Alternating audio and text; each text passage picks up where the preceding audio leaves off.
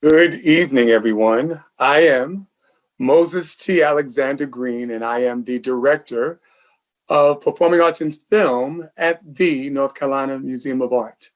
Welcome, and welcome to our Freedom Seder 2022, through which we will be centering the stories of women in Exodus.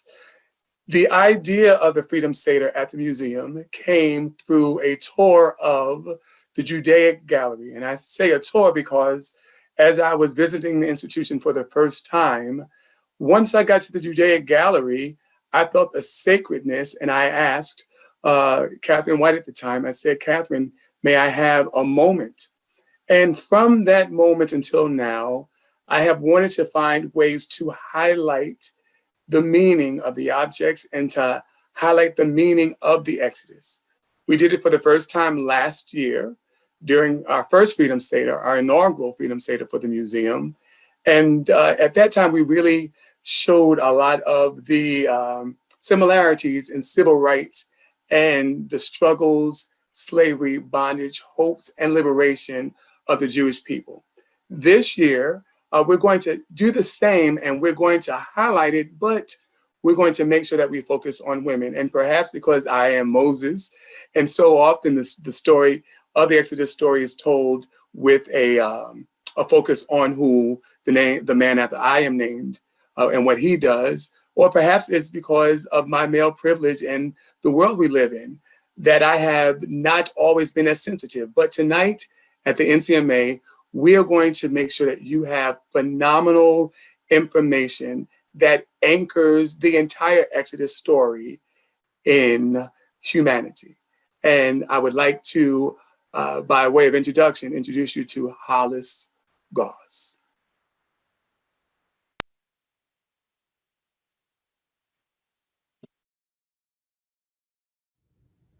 My name is Hollis Goss, and I'm a Jewish educator in Chapel Hill. I had the great honor of leading the Women's Seder at Jewish for Good in Durham in the years leading up to the pandemic. Later this evening, you will hear more about Miriam, Moses' sister, and the role she played in the Exodus story.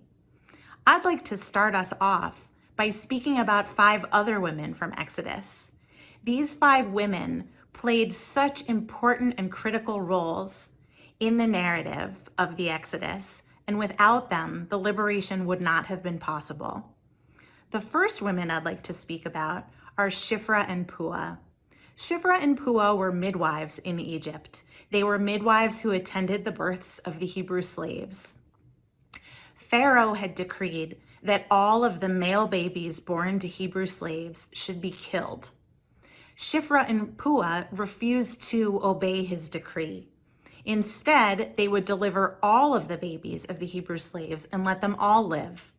When Pharaoh heard about this, he called them to him, and they lied to him.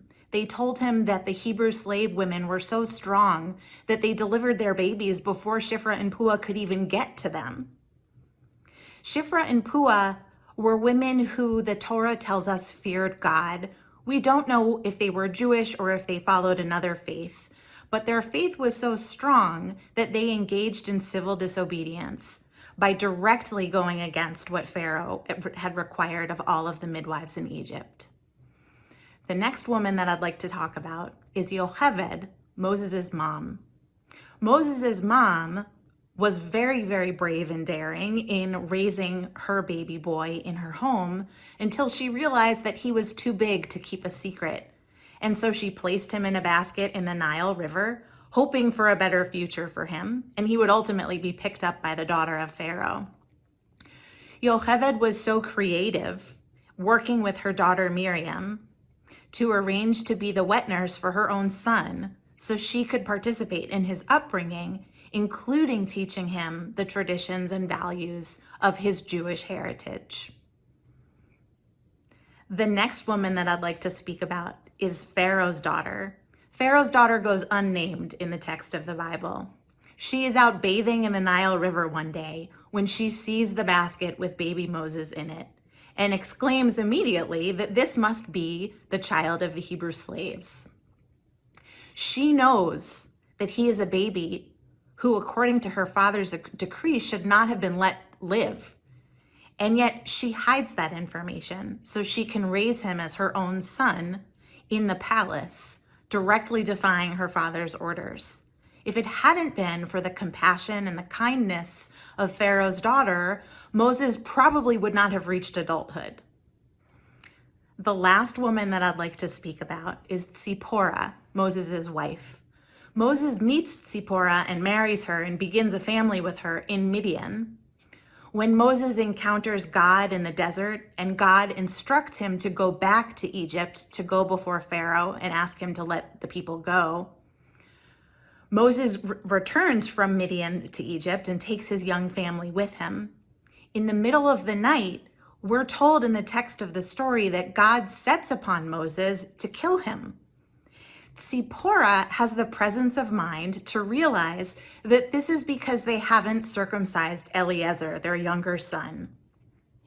Circumcision was an obligation incumbent upon fathers.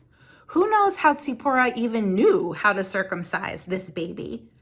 But in the middle of the night, in the dark, alone in the desert, and presumably under the terror of her husband being attacked by God, Sipora has the calmness and the boldness, really, to circumcise her infant son.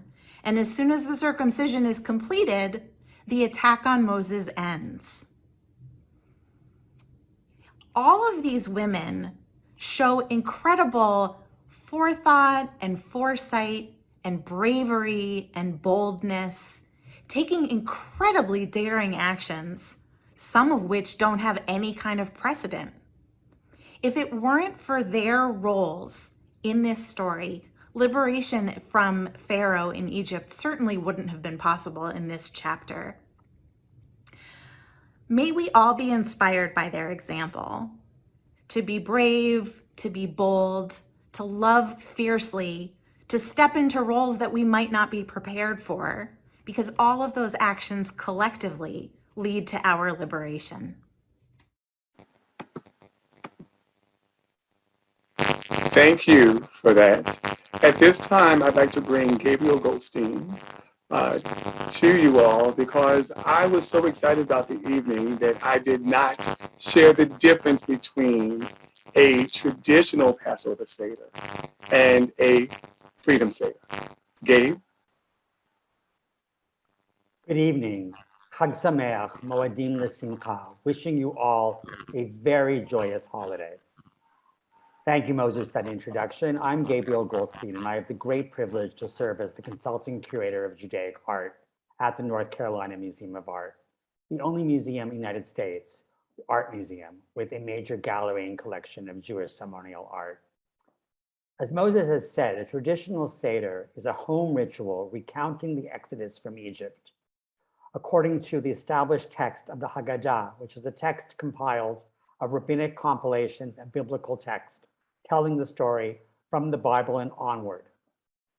It is a very set ritual involving ritual and symbolic foods, a gathering of family and friends.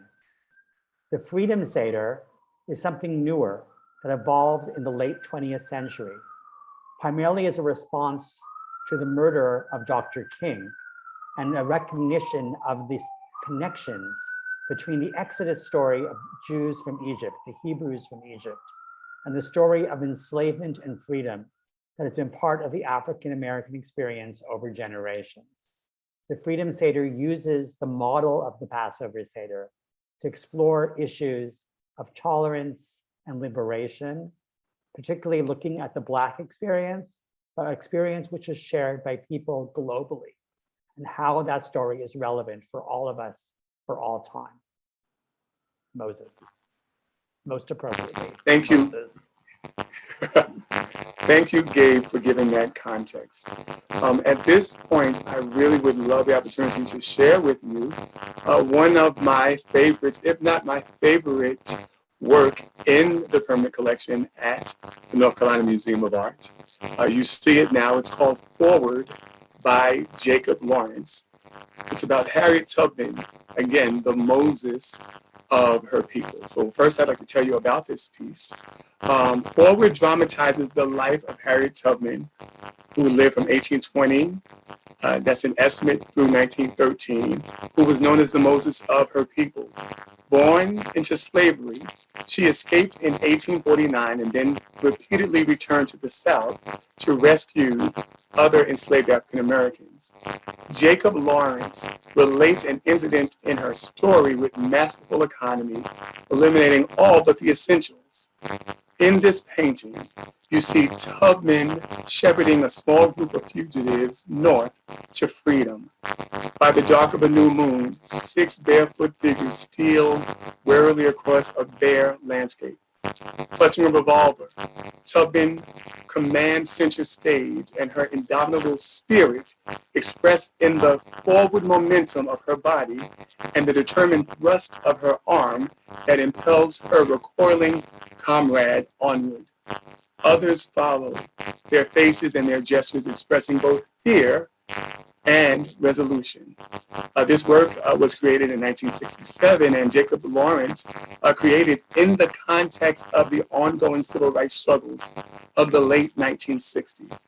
He portrays the historical Tubman as timeless in the midst of also that which is morally courageous and determination, and embodies determination.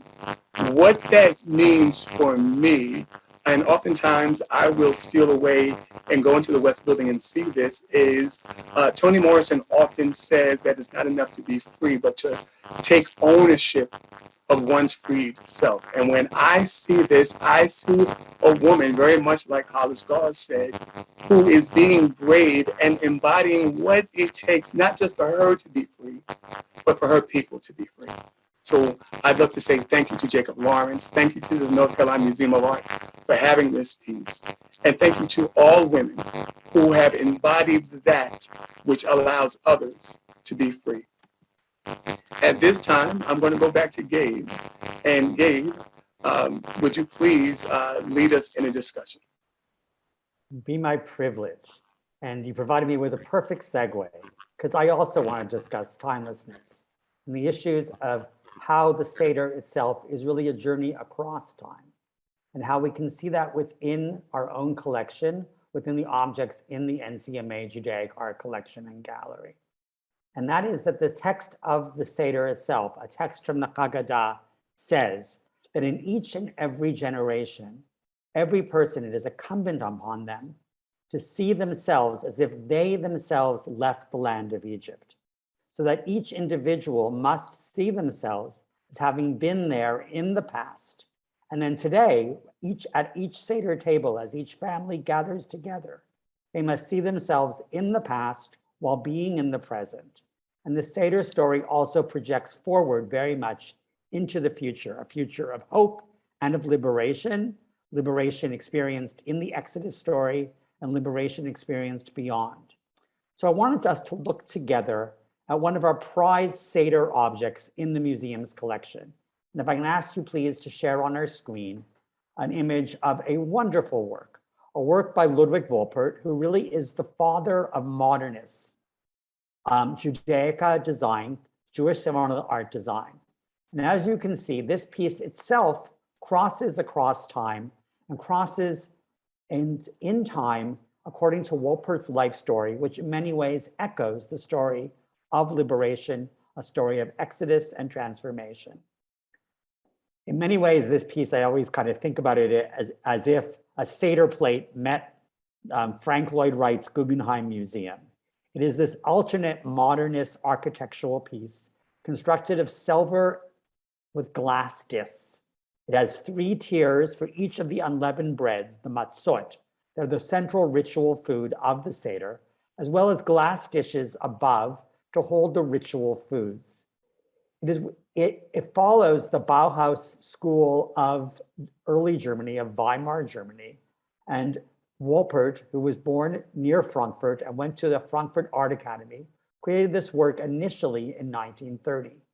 As you see, the work itself was fabricated 45 years later, according to Wolpert's design, under Wolpert's supervision.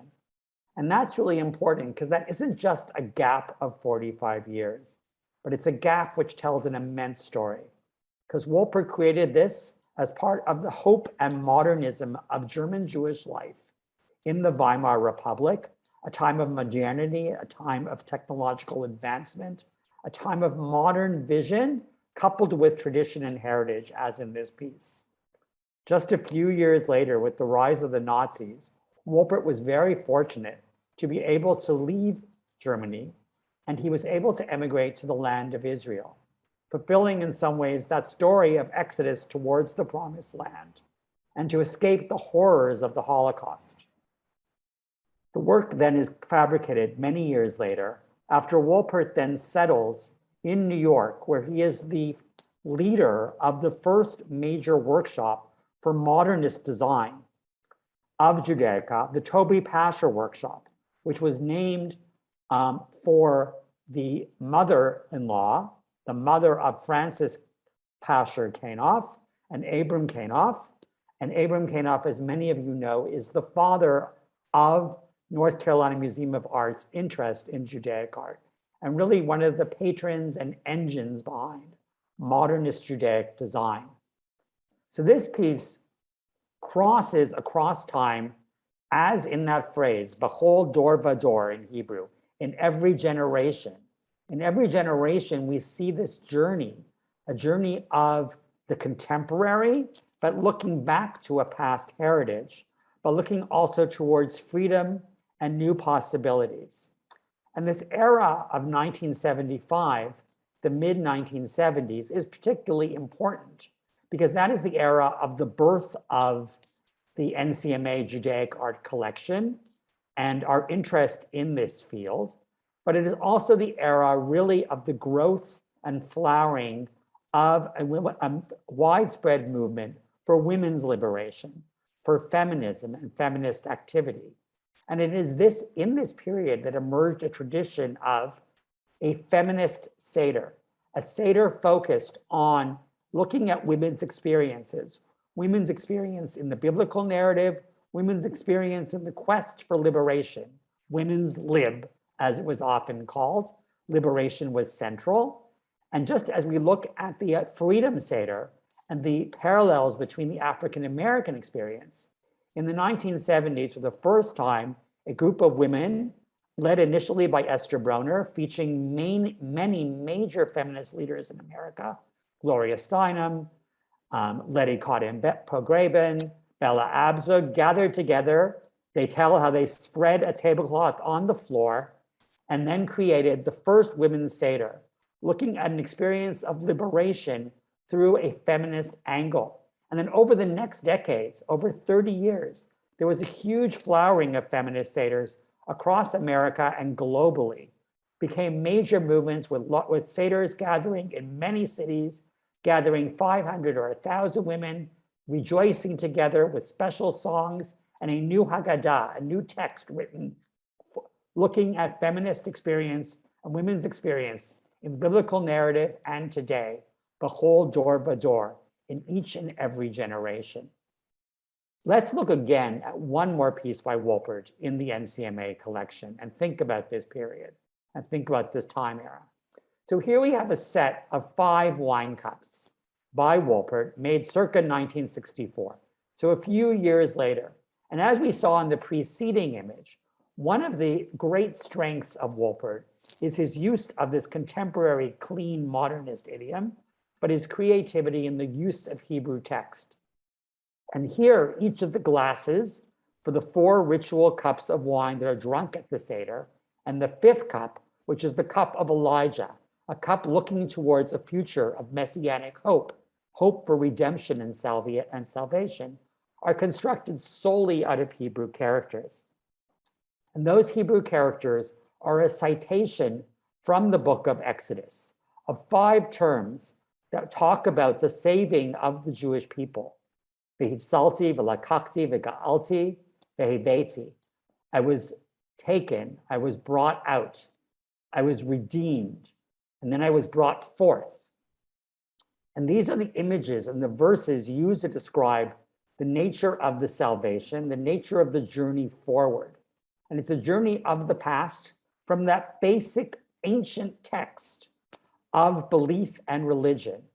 And then it brings it forth in a contemporary idiom of mid-century, and looks forward not only to the moment of the Seder and Elijah's presence at that moment, but to a hope for salvation, a hope for deliverance.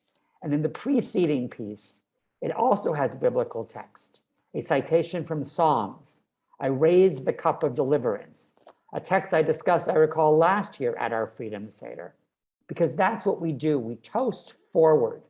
And as we toast forward in this season of celebration, perhaps more so this year than many, we think about that hope for the future.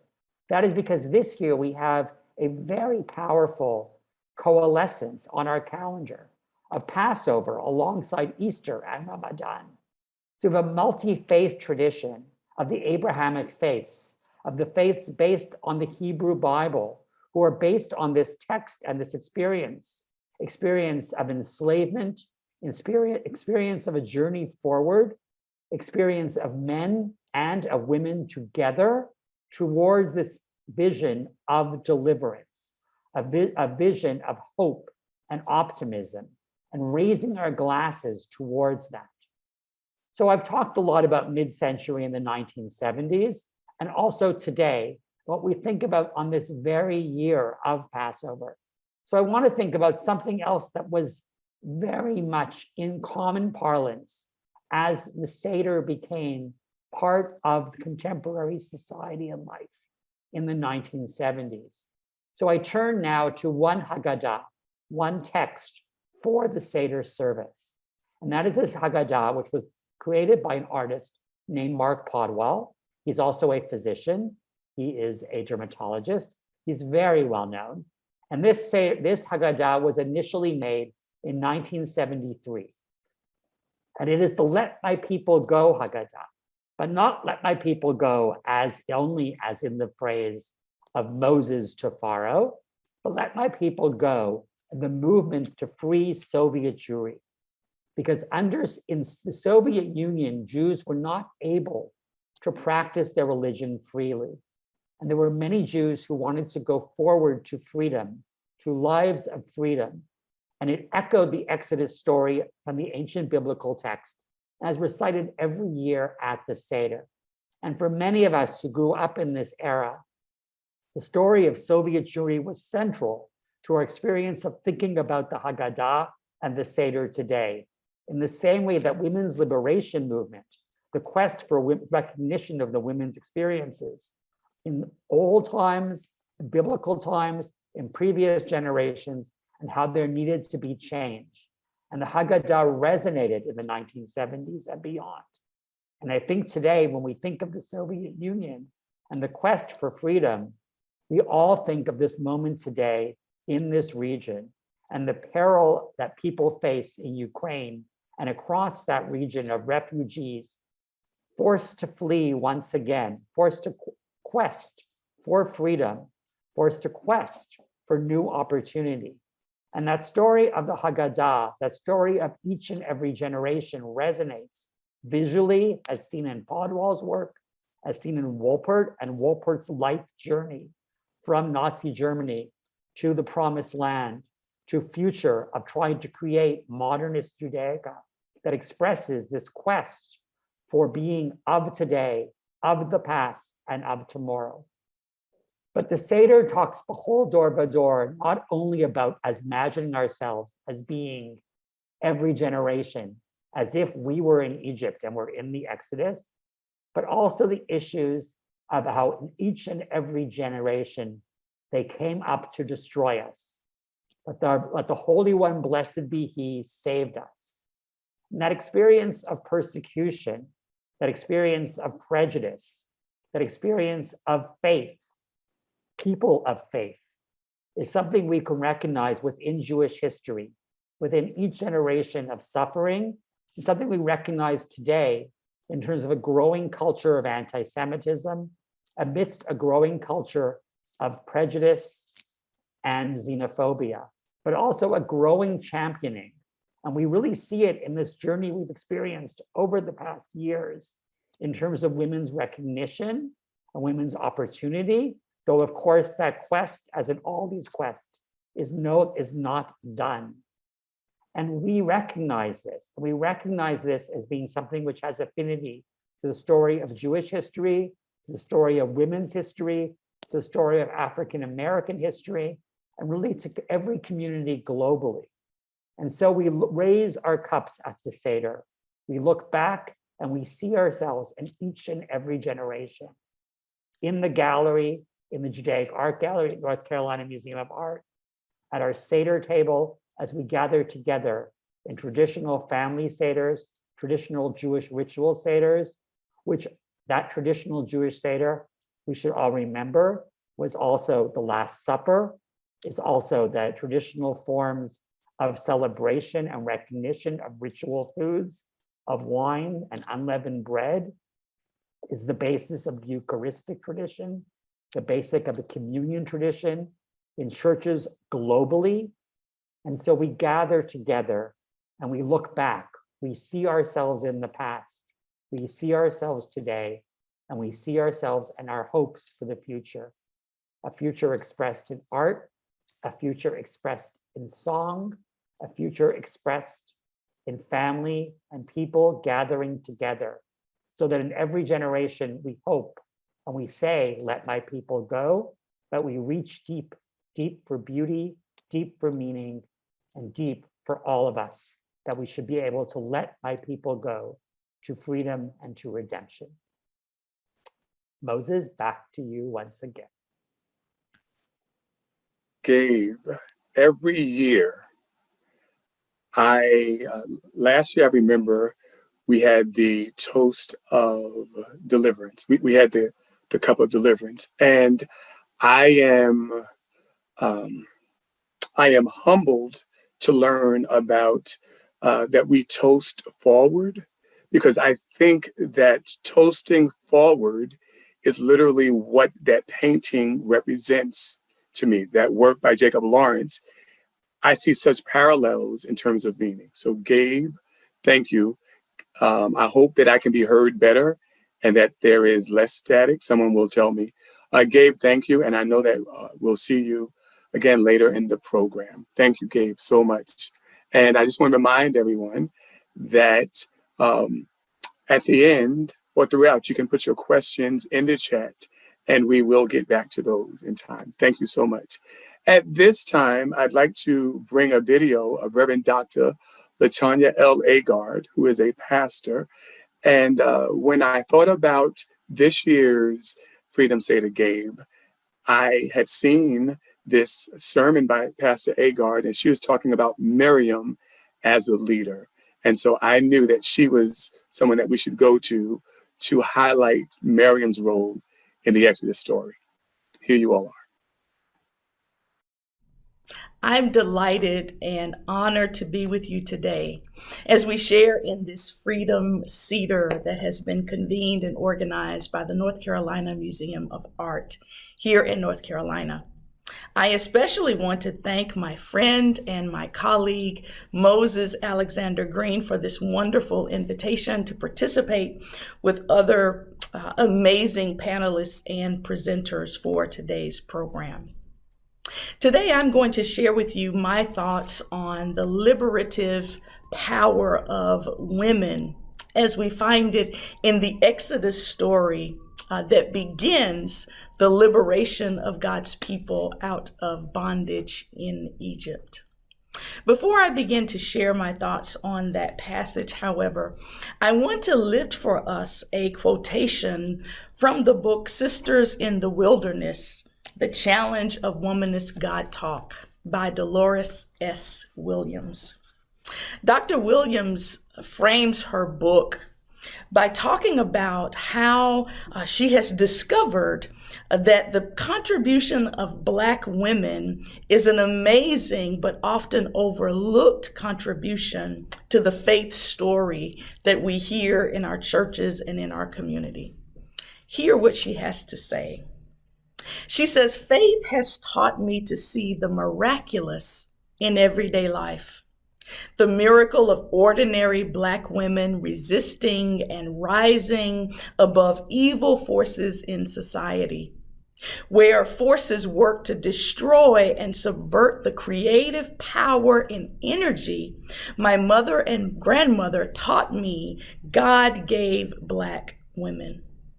Ordinary Black women doing what they always do, holding the family and the church together, working for the white folks or teaching school, enduring whatever they must so that their children can reach for the stars, keeping hope alive in the family and community when money is scarce and white people get mean and ugly. I discovered that this miraculous resisting and rising above has for generations been many Black women's contribution of faith, love, and hope to the Black family, to the church, and to the Black community in North America. I lift up this quotation as a way to frame part of my conversation, that here in Dolores Williams's book on Womanist God Talk, which is theology that is based in the lived experience of Black women, that she drills down into the reality that Black women have been the anchor in the church, in the community, and the family of Black life. What I want to raise here is the similarity that I see in what Dolores Williams has to say about Black women and our contribution to liberation, and what we see in the text here from our faith book, the Holy Bible. I want to lift for us a short passage out of the book of Exodus, out of Exodus chapter 1. I'll set the scene for you. In this chapter, we find that Joseph and his family, all of his brothers, they have now settled in Egypt. And as they've settled there, we find that they have become prosperous and numerous. Joseph has risen, remember, to the place of second regent to Pharaoh, who is the ruler, if you will, of the Egyptian people. And because Joseph is in Pharaoh's good graces, Joseph's family, their progeny, their entire community of Hebrews also enjoys favor from Pharaoh, or ruler of the Egyptian people. But tragedy strikes when the Pharaoh whom Joseph knew died, and a new ruler, a new king rose to the throne who did not know Joseph and who was afraid of the power, afraid of the ingenuity, and afraid of how great a number of Hebrews were living and working and thriving in Egypt. And so this new Pharaoh, rather than taking the position to collaborate and to get to know Joseph, to get to know what is going on in this Hebrew culture, and instead of figuring out a way for these two cultures, these Egyptians and Hebrews, to come together to create one community that thrives and works together, instead this Pharaoh takes on the role of the oppressor. And he decides that rather than learn about and learn to love Hebrews, instead, he is afraid of them and determines to not only enslave them, but to enslave them so harshly that he wipes out their ability to reproduce. Hear the word of God. So they put slave masters over them to oppress them with forced labor. And they built Pithom and Ramses as store cities for Pharaoh. But the more they were oppressed, here they being the Hebrew people, the more they multiplied and spread. So the Egyptians came to dread the Israelites and worked them ruthlessly. They made their lives bitter with harsh labor in brick and mortar, and with all kinds of work in the fields. In all their harsh labor, the Egyptians worked them ruthlessly. The king of Egypt said to the Hebrew midwives, whose names were Shiphrah and Puah, when you are helping the Hebrew women during childbirth on the delivery stool, if you see that the baby is a boy, kill him. But if you see that it is a girl, let her live. The midwives, however, feared God and did not do what the king of Egypt had told them to do. They let the boys live. Then the king of Egypt summoned the midwives and asked them, "Why have you done this? Why have you let the boys live?" The midwives answered the Pharaoh, "The Hebrew women are not like the Egyptian women. They are vigorous and give birth before the midwives arrive." So God was kind to the midwives, and the people increased and became more numerous. And because the midwives feared God, he gave them families of their own. Then Pharaoh gave this order to all his people: "Every Hebrew boy that is born, you must throw into the Nile, but let every girl live." Here in this text, we find two women at the center of an oppressive culture. These two women sit in a seat of change and possibility, but it is a seat that is one that could be easily overlooked because, first, they are women, and second, there is a command that they should kill infants as they're being born. Shiphrah and Puah, these two midwives, these professional women who have been trained and educated, they probably grew as apprentices into midwifery, which was considered a legitimate profession for women, one that included a kind of secret knowledge about women and our bodies, secret knowledge about the mystery of birth. These women lived in the liminal space between life and death, in this liminal space of miraculous things that happen every day, the birth of children. And these women stand in a place where they must decide for themselves: will I live into the oppressive culture that is around me and obey the order of Pharaoh, or do I live to a higher calling, this call to rise above, this call to resist, as Dolores Williams would say, and to allow these children to live? What I love about this story is that while we always think of the liberation of God's people out of Egypt, we all initially think of Moses. Moses, God's man, who was called off of the backside of a mountain through a burning bush, talking to him and encouraging him to go and tell Pharaoh to let my people go. What I love is that there would have been no Moses, perhaps, if there had been no Shiphrah and Puah. Shiphrah and Puah stand for us as lighthouses of liberation. They stand for us as women who would dare defy the edict and the order of evil and instead rise and resist according to the law of love. The law of liberation, the law of freedom, the law of free choice, the law to choose how one will live and operate in the earth. These two women in the text decide for themselves that rather than kill these innocent children, because we fear God, we revere God, we honor God, we are in awe of God and God's bigness and God's mystery. And the God we believe in is not a God who would dare give us permission or smile upon the destruction of life.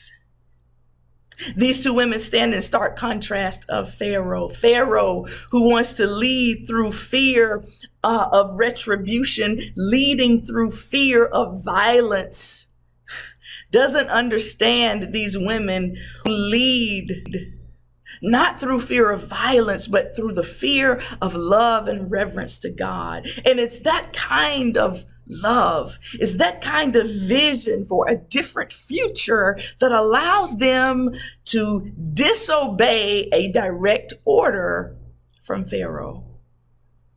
These women, as Dolores Williams would say, are women who are performing the miraculous every day. They're involved in miracles every day, and their decision to resist is also a miracle. The story is easy to see that these two women, in their decision to disobey, open up the possibility, open up the door, open up the horizon for the Hebrew people, not just to survive in Egypt, but for God's liberative power to have an opening, for God's new vision for what it means to be human and free, even in this context, is opened. Now, I believe God can work however God desires. But in this text, we see God working in and through these two women. They're not the only two midwives in Egypt, probably. I mean, there are probably hundreds of thousands of women who are going into labor, who are having children. So surely there are more than two midwives. So these two women stand out for us in the text, one, because they're named, but also because they are courageous enough to resist, to rise above the oppressive culture in which they live, and to choose life over death.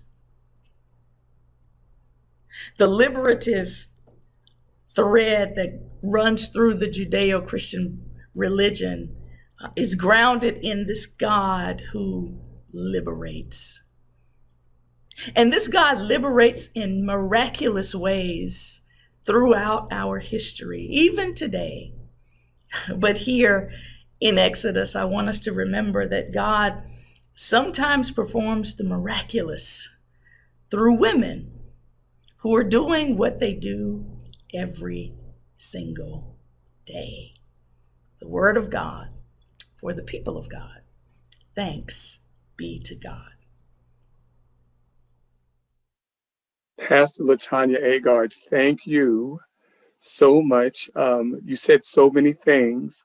You talked about them operating in the seat of change and possibility. You talked about them being lighthouses of liberation, and then performing the miraculous. And so, again, as I said, when Gabe was here, we toast to women everywhere who exemplify everything that Pua and Shifra do. Thank you so much for being a part of our Freedom Seder. At this moment, we are going to transition to Marcie Cohen Ferris, and she's going to talk about or demonstrate Southern Jewish cooking. Hello and happy Passover 2022. My name is Marcie Cohen Ferris, and I'd like to welcome you to my Seder table. I'm so excited this year, as I know everyone is, to actually welcome real family and friends who are going to join us at this table on the first night of Passover. And included in that group is my mother, who is 96, don't tell anybody. She's incredibly amazing. And I want to talk to you today about the intersection of Southern women, of the power of their voices, of place, and of Southern history. So my food language is Southern and Jewish, and I learned to speak it in Northeastern Arkansas. In the 1940s and 50s, my mother, Huddy Horowitz Cohen, was a newlywed from Connecticut, and her Odessa-born mother-in-law, Luba Tudor Cohen, they were of a generation of Jewish at-home mothers, working women, native Southerners and newcomers alike, who built and sustained their small Jewish community and synagogue in Blytheville, Arkansas, where I grew up. These women shaped my Southern Jewish experience. I saw deep friendships as they cooked holiday meals at home and in the synagogue kitchen, and they supported one another through life passages, celebrations, and loss. Jewish women's networks and the expressive power of food became the heart of my scholarship.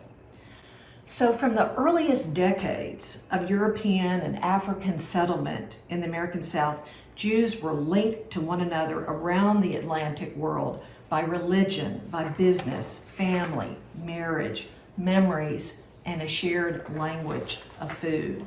Jews adapted their culinary traditions within predominantly Christian communities where they adopted the region's contested traditions of race, of class, and gender.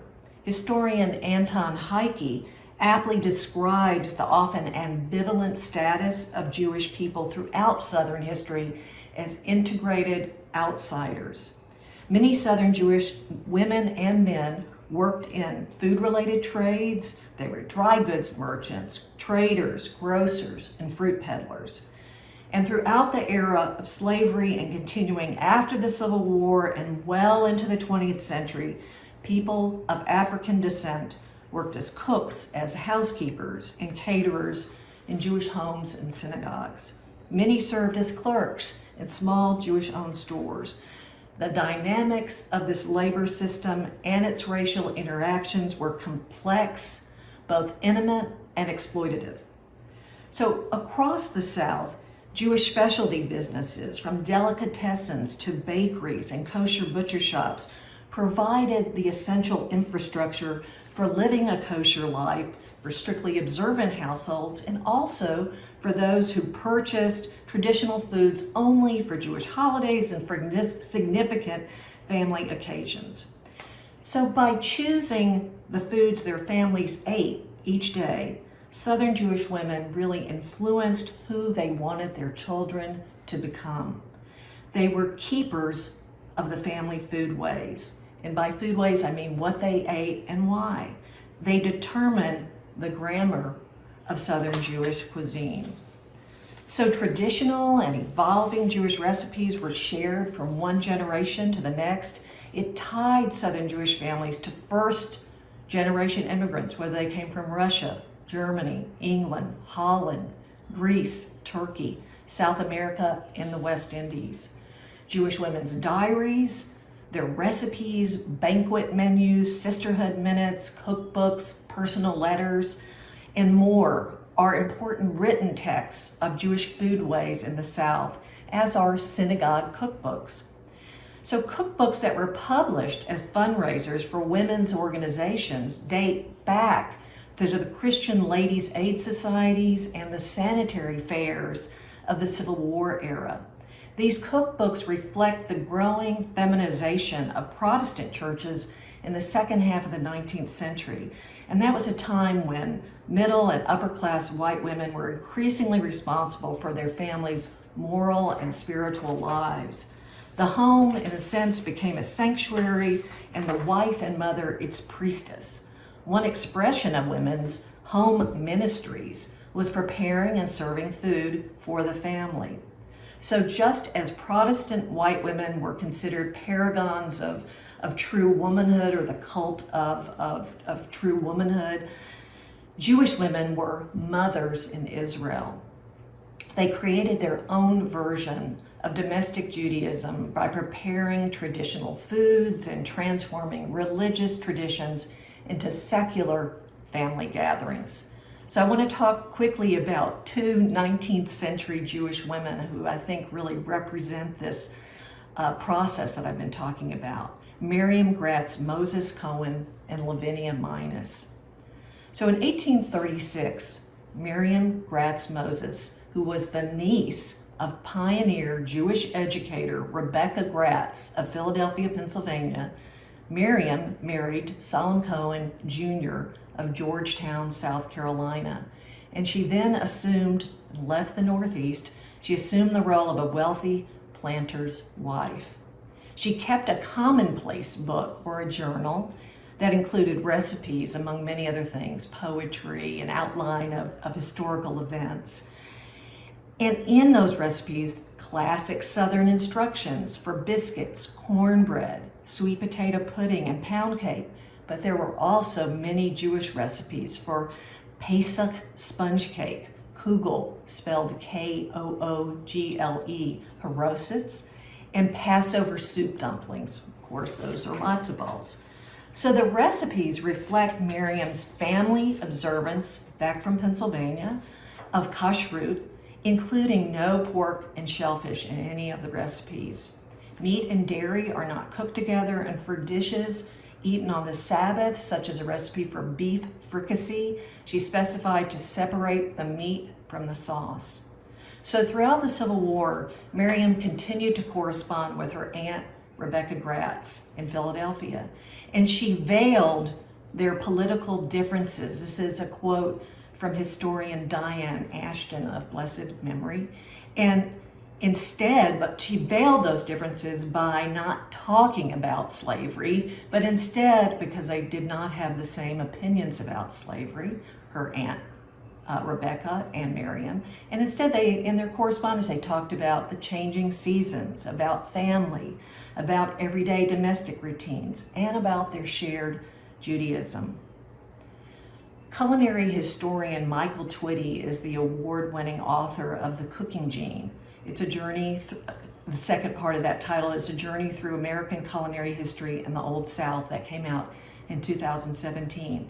And he argued in that work that kosher soul cookery flourished in the coastal colonial and antebellum South, where a culinary syncretism emerged between Black women cooks, enslaved then free, and Jewish women like Miriam Gratz, Moses Cohen, who were at the center of elite Southern Jewish families.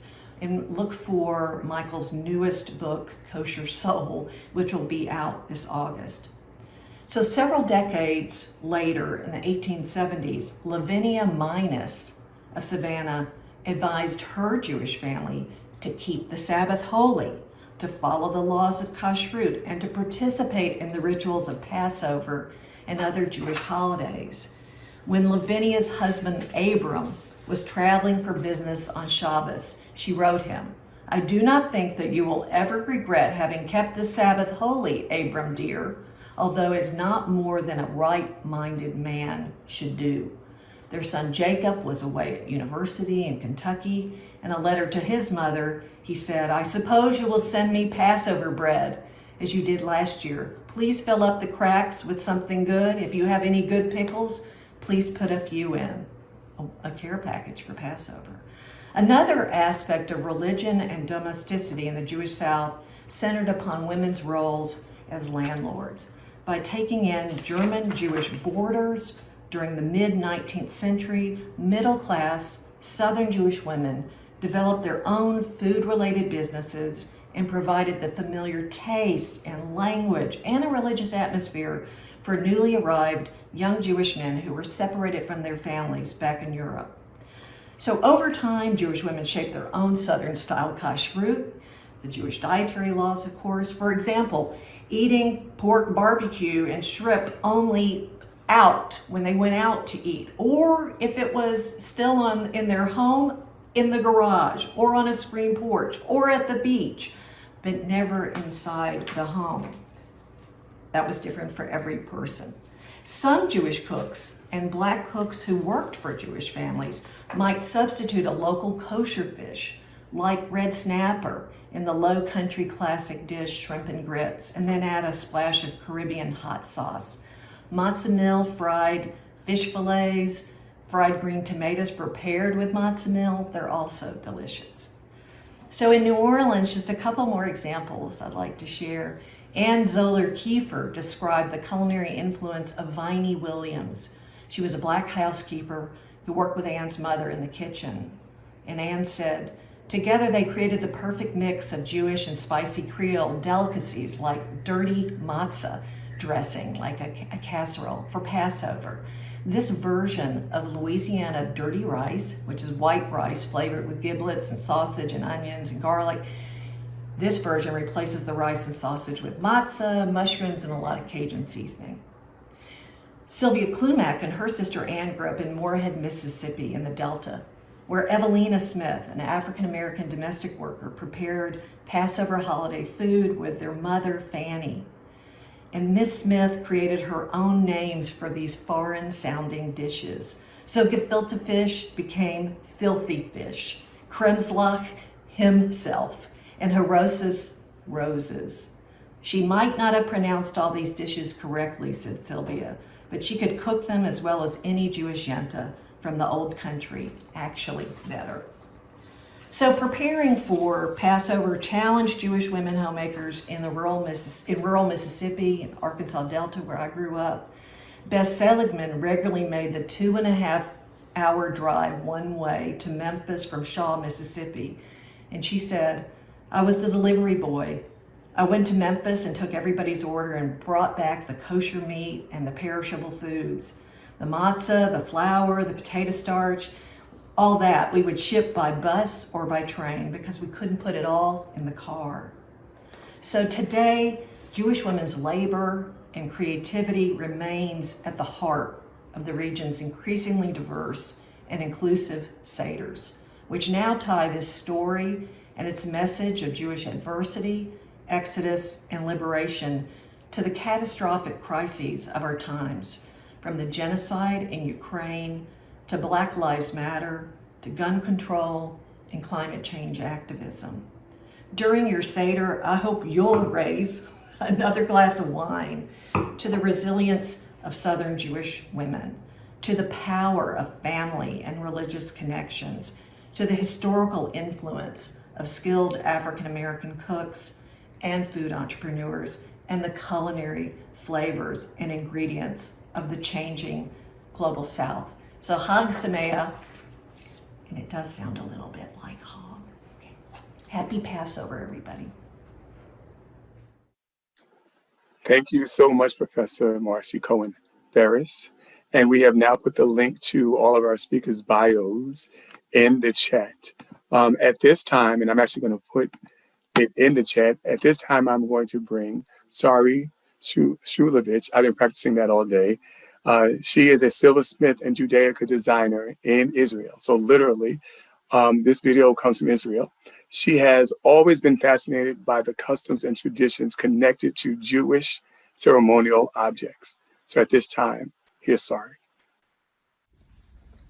Shalom and happy Pesach. The objects that I've designed fulfill a public function, and as such, they constitute part of the congregation's visual world. When I design Jewish ceremonial objects, I tell my own story about my impressions and memories. On Passover, we tell the story of the people of Israel from one generation to another, the Higadeta, the journey from slavery to freedom. The Torah crown, the keter, with the 18 straps, is designed like a gate that combining the two atzei chaim. The image symbolizes the passage from the narrow to the open, from constriction to freedom. Life summons us in our journey, and we must go through many gates and face many challenges along the way. The 18 straps represents those gates that we walk through. 18, chai in Hebrew, means life. In the past, there was a Sephardi custom for women to decorate Torah scrolls with colorful scarves and fabrics, whether to implore or to thank the divine grace. The silk that incorporated in the Torah shield echoes the scarves which women use to decorate Torah cases. The stripes pattern runs like a leitmotif through my work. Stripes are woven into the talit, the prayer shawl. Stripes impressed upon the body by the straps of tefillin. Stripes are even in the written script, and in all these I see Jewish ornamentation. The Torah pointer that we use to read the Torah is a mediator between the reader and the text. The letters and their meaning show us the way in the Torah scroll and in life. The letter Aleph that the ribbon makes on the edge of the Torah pointer is the first letter of the alphabetic Hebrew language, and it symbolizes the beginning, a new beginning, like spring, the first season in the year, which starts on Chodesh Nisan, the month of Passover. I've designed the Torah mantles in my studio in Jerusalem, and they've been artistically created in North Carolina. Neil Howard, Ruth Cox, and Ann Roth are all part of this creation.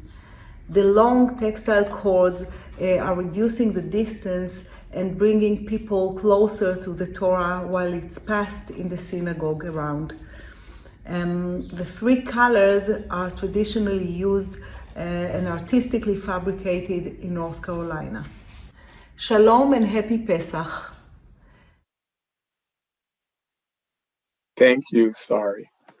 At this time, I'm going to bring to you, and I've been listening to this music most of the weekend, Deborah Sachs Mitz. Thank you so much. It's such an honor and pleasure to be with you tonight celebrating Passover. And I'm particularly moved to be participating in an event at this amazing museum that dedicates such a significant portion of its amazing artistry and culture to Jewish art, Jewish culture, the Jewish experience. So thank you so much for including music as part of that experience. So for the next few minutes, we're going to be exploring a key figure in the Exodus narrative, an incredibly strong and powerful woman, Miriam Hanaviyah, Miriam the prophetess. And we'll be exploring her story and her role at the Seder through text and through song.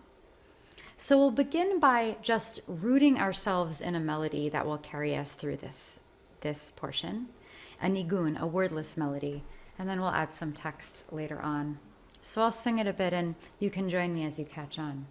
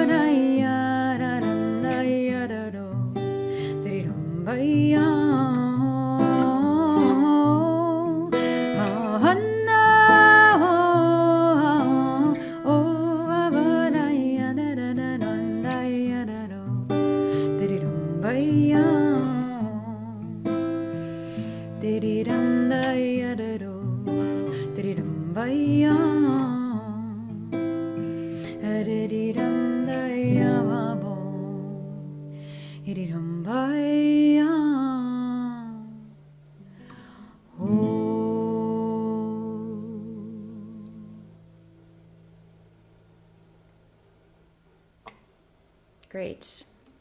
So we'll come back to that. So as I said, we're thinking right now about Miriam the prophetess and her role in the Exodus story. So Miriam was Moses' sister, and she played a very, very key role in the entire survival of Moses and subsequently the steps towards the Exodus from Egypt. But right now we're going to look at a role she played slightly later on in the story. So you'll see in your chat, there will be a link to a source sheet, and we're going to look at that together for a moment.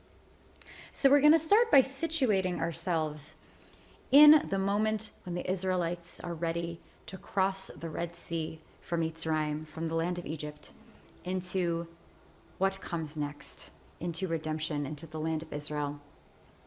And in this moment, if you're familiar with this story, this moment centers the outpouring of song. We read a few verses earlier in chapter 15 that Moses led the people and they all sang.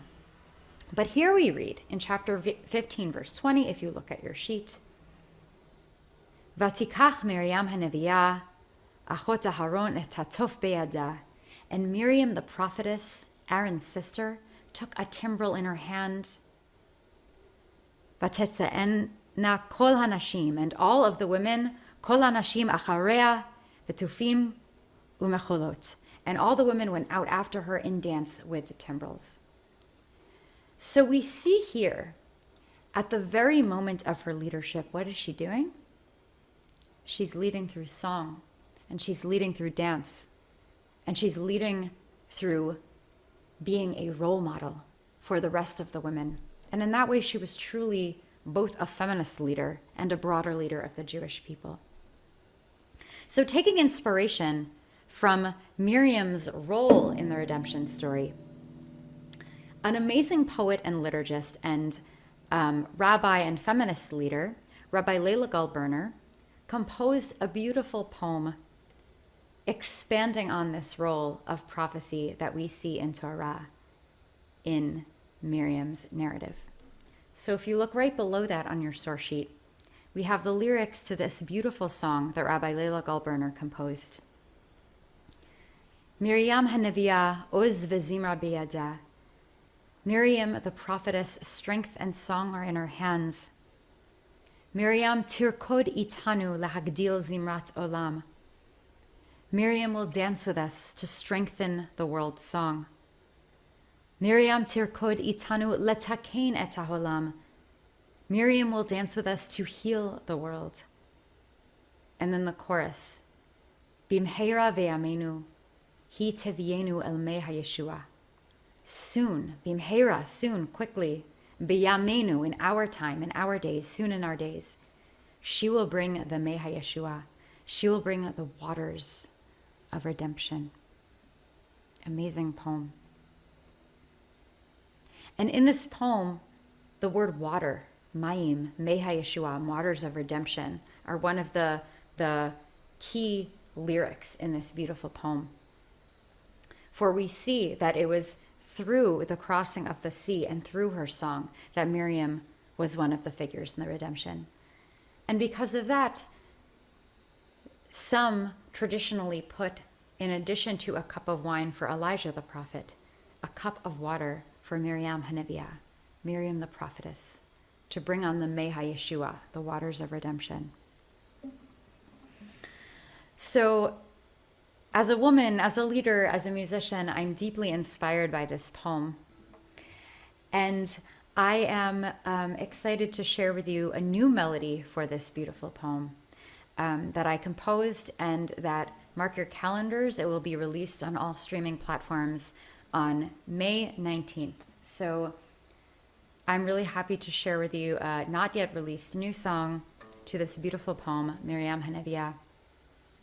So the lyrics are also on your source sheet, and I invite you to learn it, to sing it with me, to sing it with your family and friends, and to, through our songs, bring on the me hayeshua, the waters of redemption.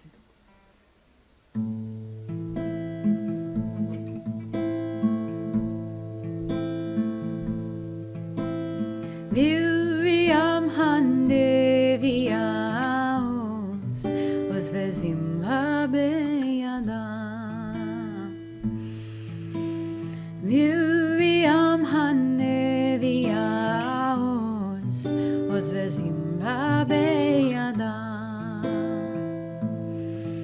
Bimheira ve'yameinu hi tevienu el me hayeshua. Bimheira ve'yameinu hi tevienu el me hayeshua. Miriam tirkod itanu leagdil zimrat olam. Miriam tirkod itanu letakein et haolam.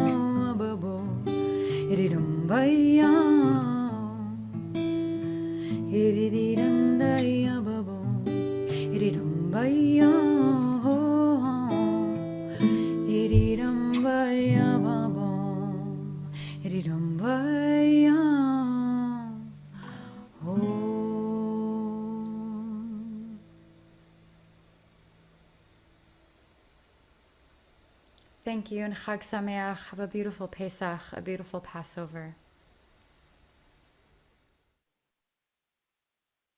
Thank you so much, Deborah Sachs-Mintz. Gabe, in the chat you said, I love this performance. Tell us why. I just find Deborah's music so moving, and her eloquent analysis of the text, biblical text, and then modern poetry based on those ideas, and really a woman's voice celebrating women's history and celebration and liberation, and across generations, and this idea of the water that encompasses us, and the water is from the Nile and then onward through Miriam. It's just so moving. So I'm enchanted. I'm also enchanted to hear, I have to say, Sari Strulovich. As many of you may know, we end the Seder traditionally with saying, next year in Jerusalem. And that's a next year of hope, a next year for salvation and liberation. And a next year in the Holy Land, and that journey to the Promised Land. And here we have someone this year speaking to us. Absolutely. From That's Jerusalem. Right. From the Holy Land. And from the Holy Land. And that message, once again, of artistry and of women's artistry for all of us. And I'm particularly moved because we have this wonderful new Torah ensemble, as she discussed, dressing the Torah in these beautiful objects that Sari has crafted and designed. And not only are they coming from Jerusalem, but they're literally crafted and created artistically in North Carolina. And next year in North Carolina, they'll be among the stars in the new reinstallation. So that next year in Jerusalem is also next year in Raleigh. Come see them. So I can't help that. And I do want to thank very much and recognize Iris and Stephen Weiss, who are the donors for the complete ensemble of Torah ornaments created by Sari Strulovich. Well, thank you. We had some questions. Were you able to answer those in I wanted to answer that for everyone. I thought it was a really interesting point. Because it asked about the cup that Jesus used at the Seder at the Last Supper. And as we all know, that is literally the Holy Grail, right? The cup that, so we don't know exactly what cup it was. It was asked if it was the fifth cup, the cup of Elijah. And in the time of the first century, the temple in Jerusalem stood, and the celebration of Passover was quite different, involving temple ritual and ceremony, as well as home ritual. But the fifth cup that we think of as the cup of Elijah probably is the later evolution and is not done across Jewish communities. It's not a universal practice. It was done in many regions. And I actually was just looking up a text in the Talmud, because I had opened a source sheet ahead of this on the practice of the 4 cups and the 5 cups. And the 5 cups may have been part of a cup that was raised as part of the recitation of the Hallel, of the Psalms of rejoicing, like hallelujah, that's the same term. And that rejoicing with the cup is probably part of the tradition, but it's not really a cup of Elijah. Well, if that's it, on behalf of the North Carolina Museum of Art and the Friends of the Judaic Art Gallery, I've got to say thank you to Gabe and to Angela Lombardi and to Luke and everyone that allows this vision to manifest. I want to thank all of our wonderful guests. And this recording will be available on our YouTube channel in about a week or so. And Gabe, last year, you raised a cup of deliverance. This year, I am struck by the words of that song. Soon and in our time, she will bring us to the waters of redemption. And I'm thinking of all of the women in our lives, our mothers and our grandmothers and our aunts, and the names of the countless faces of people that we'll never know who have brought us forward to today. And so I just want to say thank you to everyone. Gabe, any final thoughts? I'll just say across the generations, in every generation, so our grandmothers, our mothers, and our daughters and granddaughters. This is something that's a continuity across generations, looking back to the past in the moment and how it's relevant today in ways we could only begin to interpret and understand. And that artistry and that faith and hope goes forward to future generations as well. Moses, thank you. You are so aptly named to be the leader of this project. So thank you so much. So, hey, everyone, have a great evening. And maybe this time next year, we can be in person as the real vision is right outside the Judaic Art Gallery. If not, we'll see you here this time next year in Jerusalem, next year in Next Rome. year in Jerusalem. Thank you.